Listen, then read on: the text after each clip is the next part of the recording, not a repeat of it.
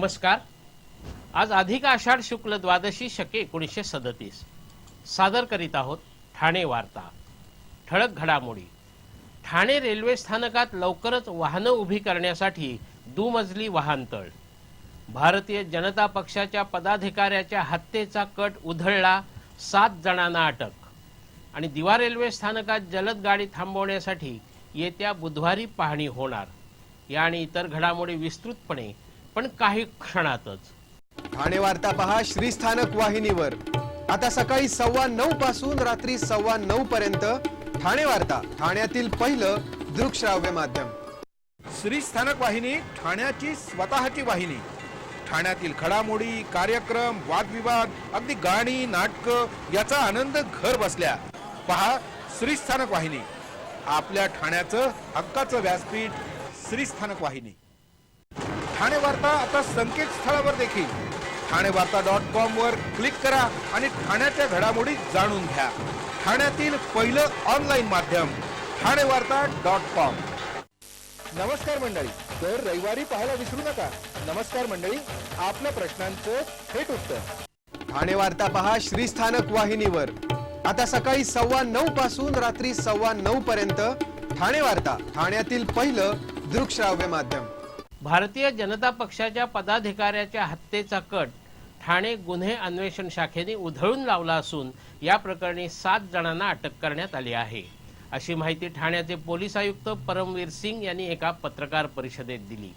भारतीय जनता पक्षाच्या कल्याण डोंबिवली मंडळाचे ग्रामीण उपाध्यक्ष आणि सागाव सांगर्लीचे माजी सरपंच महेश पाटील यांची हत्या करण्याचा कट रचण्यात आला होता। यासाठी उत्तर प्रदेश आणि बिहारमधून मारेकरी आणण्यात आले होते। 1 कोटीची सुपारी यासाठी देण्यात आल्याचं सांगण्यात आलं।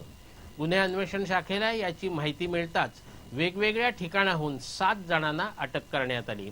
विशेष म्हणजे अटक करण्यात आलेल्या आरोपींमध्ये राष्ट्रवादी काँग्रेसचे स्थानिक नेते आणि कल्याण कृषी उत्पन्न बाजार समितीचे माजी सभापती वंडार पाटील यांचा पुतण्या कुणाल पाटील याचा समावेश आहे। कुणाल हा गोळवलीचा माजी उपसरपंच असल्याची माहिती पोलीस आयुक्तांनी दिली। या सर्व आरोपींना 9 जुलैपर्यंत पोलीस कोठडी देण्यात आली आहे। मध्य रेल्वेनं उपनगरीय प्रवाशांच्या गरजा लक्षात घेऊन मुंबई नागरी परिवहन प्रकल्प 4 ची आखणी सुरू करावी, असे आदेश केंद्रीय रेल्वे मंत्र्यांनी मुंबई रेल विकास कॉर्पोरेशनच्या अध्यक्षांना दिले आहेत। ठाणे रेल्वे स्थानकात दुमजली वाहनतळ उभारला जाणार असून रेल्वे मंत्री सुरेश प्रभू यांच्या हस्ते या प्रकल्पाचा थेट दादरहून रिमोटद्वारे शुभारंभ करण्यात आला। त्यावेळी झालेल्या कार्यक्रमात कल्याणचे खासदार श्रीकांत शिंदे यांनी मुंबई नागरी परिवहन 3 चा शुभारंभ करण्यात आला असला तरी प्रवाशांच्या भविष्यातील गरजा लक्षात घेऊन प्रकल्प 4 ची आखणी करावी। प्रकल्प पूर्ण होण्यातच इतका वेळ जातो की प्रकल्पांचा पुरेसा लाभ प्रवाशांना होत नाही आणि काळानुसार नव्या गरजा निर्माण झालेल्या असतात। त्यामुळे पुढील 50 वर्षाचा विचार करून आतापासूनच मुंबई नागरी परिवहन प्रकल्प 4 ची आखणी केली पाहिजे, अशी मागणी केली होती। त्याची दखल घेत केंद्रीय रेल्वे मंत्री सुरेश प्रभू यांनी हे आदेश दिले। ठाणे रेल्वे स्थानकात रोज 6 लाखाहून अधिक प्रवाशांची ये-जा असते। ठाणे रेल्वे स्थानकात येणारे बहुतांश प्रवासी हे दुचाकी वाहनं घेऊन येतात। ही दुचाकी वाहनं ठाणे रेल्वे स्थानक आणि आजूबाजूच्या परिसरात उभी करून ठेवली जातात। त्यामुळे या परिसरात वाहतूक कोंडी ही नित्याची बाब आहे। फलाट क्रमांक 1 जवळ वाहनं उभी करून ठेवल्यामुळे गर्दीच्या वेळी या हालात अधिक भर पडते। ही कोंडी दूर करण्यासाठी राजन विचारे यांनी आपल्या आमदारकीच्या काळात बराच पाठपुरावा केला होता। खासदार झाल्यानंतर त्यांनी रेल्वे मंत्र्यांकडे त्याचा पाठपुरावा केला। सॅटिस आणि फलाट क्रमांक 1 च्या मधल्या जागेत तळ अधिक दुमजली इमारत उभारली जाणार असून या इमारतीमध्ये 2000 वाहनं उभी करण्याची क्षमता असणार आहे। ही इमारत पादचारी पुलाला जोडली जाणार असल्यामुळे प्रवाशांना वाहनं उभी करून थेट रेल्वे स्थानकात जाता येईल। डिसेंबर 2016 पर्यंत ही इमारत बांधून पूर्ण होईल अशी अपेक्षा आहे। शिळफाटा दुर्घटना प्रकरणातील इमारतीचा ठेकेदार असलेल्या लक्ष्मण राठोड यांनी जामिनासाठी उच्च न्यायालयात अर्ज दाखल केला आहे। शिळफाटा इथे बांधली जात असलेली तळ अधिक 7 मजली इमारत अचानक कोसळून 74 जणांचा बळी गेला होता। या दुर्घटनेत पालिकेच्या उपायुक्तांपासून पोलीस, नगरसेवक ते अगदी छायाचित्रकारापर्यंत 27 जणांवर गुन्हे दाखल झाले होते। यापैकी 25 जणांना अटक करण्यात आली होती, तर 2 जण फरार होते. या इमारतीचा बांधकाम ठेकेदार लक्ष्मण राठोड हा तब्बल 19 महिने फरार होता. पोलिसांनी त्याच्या मालमत्तेवर टाच आणल्यानंतर लक्ष्मण राठोड पोलिसांना शरण आला. कला शाखेचं शिक्षण घेतलेल्या लक्ष्मण राठोडला बांधकामातलं ओकीठो कळत नव्हतं. असं असतानाही त्यांनी ही इमारत बांधली होती. जिल्हा न्यायालयाने त्याचा जामीन अर्ज फेटाळला होता, म्हणून त्यांनी आता उच्च न्यायालयात जामिनासाठी अर्ज केला आहे.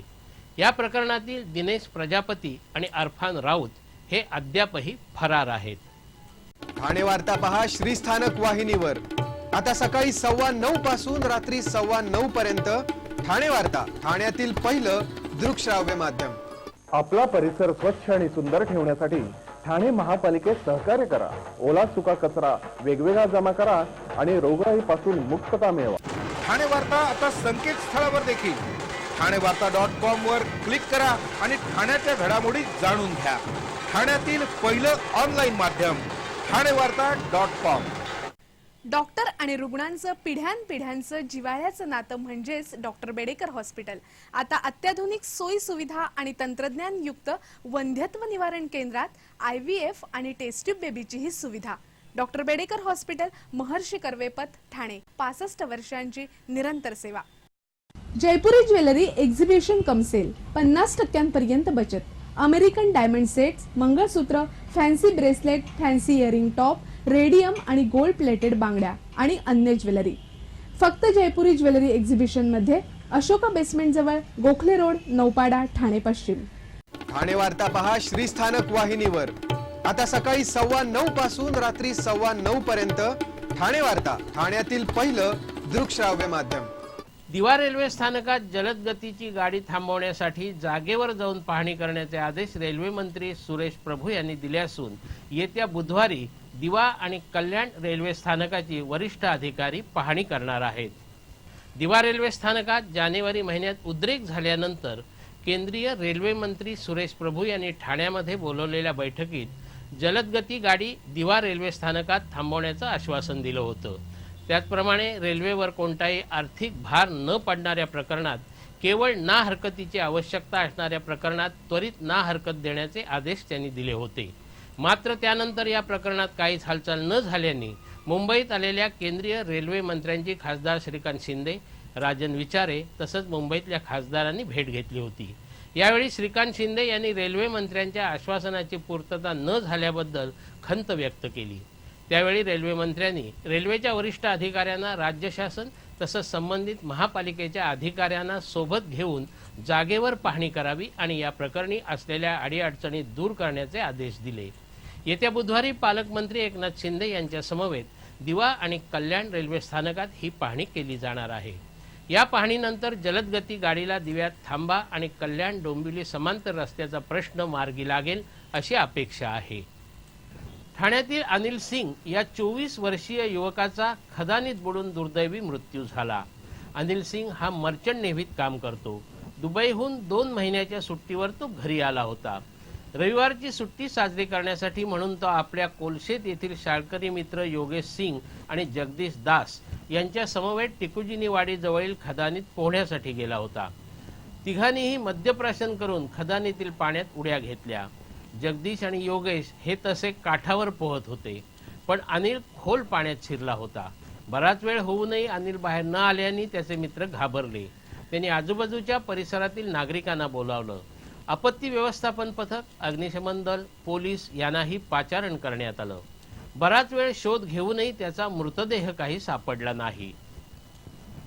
ठाण्यामध्ये सोनसाखळी चोरांनी उच्छाद मांडला असताना आणि पोलीस त्यांना जेरबंद करण्यात अपयशी ठरले असतानाच ठाण्यातील नागरिकांनी 3 सोनसाखळी चोरांना पकडून पोलिसांच्या ताब्यात दिलं आहे. खारेगाव इथे राहणाऱ्या नंदा शेटे या काही कामानिमित्त ठाण्यात आल्या होत्या. घरी परतत असताना जिल्हा रुग्णालयासमोरील बस थांब्यावर त्या उभ्या होत्या. दुपारी 1:30च्या सुमारास दुचाकीवरून शफी आणि कासिम जाफरी हे दोघं तिथे आले आणि त्यांनी शेट्टे यांच्या गळ्यातील मंगळसूत्र हिसकावण्याचा प्रयत्न केला, पण शेट्टे यांनी त्याला प्रतिकार केला. शेट्टे यांनी शफीचा टी-शर्ट पकडून ठेवला. त्यावेळी या दोघांनी निसटून जाण्याचा प्रयत्न केला, पण अशाही परिस्थितीत शेट्टे यांनी टी-शर्ट सोडला नाही.